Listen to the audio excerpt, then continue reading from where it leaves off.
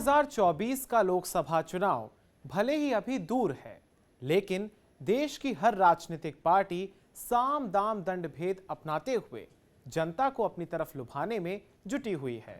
सत्ताधारी भाजपा हो या उसकी मुख्य विरोधी कांग्रेस, दोनों एक दूसरे पर आरोपों की बौछार कर रही हैं। ताजा मामला उपजा है एक ट्वीट से, जिसे किया गया है कांग्रेस के ऑफिशियल ट्विटर हैंडल से। यह विवादास्पद ट्वीट बीजेपी और संघ को टारगेट करते हुए किया गया है, लिहाजा उनकी तरफ से भी सख्त प्रतिक्रिया का आना लाजमी था। लेकिन पहले हम आपको उस ट्वीट के बारे में बताते हैं, जिसके बाद एक बार फिर से कांग्रेस और भाजपा आमने सामने आ गई हैं। इस ट्वीट में आरएसएस की शॉर्ट पैंट में आग लगी हुई दिखाई गई है। उसके नीचे लिखा है 145 डेज मोर टू गो, यानी 145 दिन और। कांग्रेस पार्टी ने फोटो शेयर करते हुए लिखा कि देश को नफरत के माहौल से मुक्त करने और आरएसएस बीजेपी द्वारा किए गए नुकसान की भरपाई को पूरा करने के लक्ष्य की दिशा में हम एक एक कदम बढ़ा रहे हैं। अब कांग्रेस के इस ट्वीट के बाद बीजेपी ने भी अपने आक्रामक तेवर दिखाते हुए कांग्रेस सांसद राहुल गांधी और पूरी पार्टी को अपने निशाने पर ले लिया। भाजपा के राष्ट्रीय प्रवक्ता संबित पात्रा ने कहा कि यह भारत जोड़ो यात्रा नहीं, बल्कि भारत तोड़ो और आग लगाओ यात्रा है। इसके अलावा उन्होंने कहा कि कांग्रेस क्या इस तस्वीर से यह संदेश देना चाहती है कि आरएसएस और बीजेपी के कार्यकर्ताओं की केरल में हत्या की जाए और उन्हें वहां की राजनीति से एलिमिनेट किया जाए। ये जो तथाकथित इनकी भारत जोड़ो रैली है, यह अभी केरल में है। केरल में किस प्रकार से जो संघ के कार्यकर्ता हैं, उनकी कितनी हत्याएं हुई हैं, इस विषय में आप जानते हैं। आपको पता है कि किलिंग फील्ड्स ऑफ केरला के नाम से संघ के कार्यकर्ताओं की, भारतीय जनता पार्टी के कार्यकर्ताओं की, एक विचारधारा के, एक विचार परिवार की कार्यकर्ताओं की हत्याएं हुई हैं और होती रही हैं।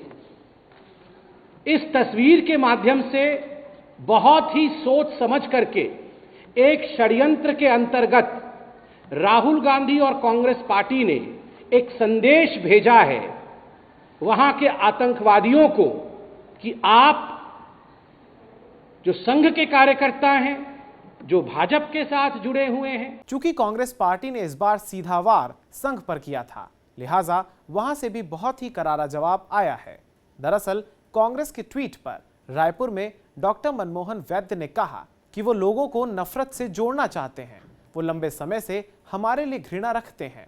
उनके पिता और दादा ने आरएसएस को रोकने की कोशिश की, लेकिन आरएसएस नहीं रुका और निरंतर बढ़ता रहा। कि एक तो हेट्रेड से आप जोड़ना चाहते हैं क्या?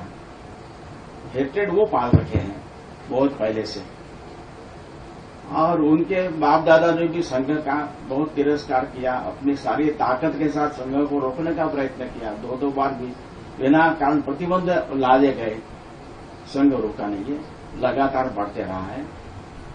संघ क्यों बढ़ रहा है? तो संघ के पास सत्य सिद्धांत है। सिद्धांतों लेकर जीवन भर चलने वाले व्रतस्थ ऐसे कार्यकर्ताओं की पीढ़ी उसके लिए आवश्यक त्याग परिश्रम बलिदान करने वाले लोग तैयार होते रहे हैं और समाज का सहयोग खूब मिलता रहा है, लगातार मिलता रहा है। ठीक है, इसलिए इससे भी उनका हेट्रेड ही ध्यान में आता है। तो क्या कहना उसके बारे में, कुछ कमेंट करने लायक वो सारा चित्र वगैरह भी। इस बयान पर कांग्रेस नेता जयराम रमेश ने प्रेस कॉन्फ्रेंस में कहा कि अगर भाजपा कंटेनर, जूते या टी शर्ट के बारे में मुद्दा बनाना चाहती है, तो ये दर्शाता है कि वो घबराए हुए हैं। अगर कंटेनर के बारे में मुद्दा बनाना चाहते हैं, टी शर्ट के बारे में मुद्दा बनाना चाहते हैं, जूतों के बारे में इसको मुद्दा बनाना चाहते हैं, तो ये बिल्कुल साफ है कि ये घबराए हुए हैं, ये परेशान हैं और कुछ भी बोल देते हैं। झूठ की फैक्ट्री तो बिल्कुल ओवर टाइम चल रही है अभी, और खास तौर से सोशल मीडिया पर। बहरहाल कांग्रेस की भारत जोड़ो यात्रा का आज 6वां दिन है और राहुल गांधी की विदेशी ब्रांड की टी शर्ट से लेकर विवादित बयान देने वाले पादरी जॉर्ज पुनैया से मुलाकात तक सब कुछ विवादों के घेरे में आ चुका है और भाजपा ने लगातार कांग्रेस पर सियासी वार भी किए हैं। वहीं अब कांग्रेस ने संघ की पोशाक को हथियार बनाकर आरएसएस और बीजेपी पर हमला किया है। ऐसे में लगता है कि यह सियासी पारा आने वाले दिनों में बढ़ता ही जाएगा।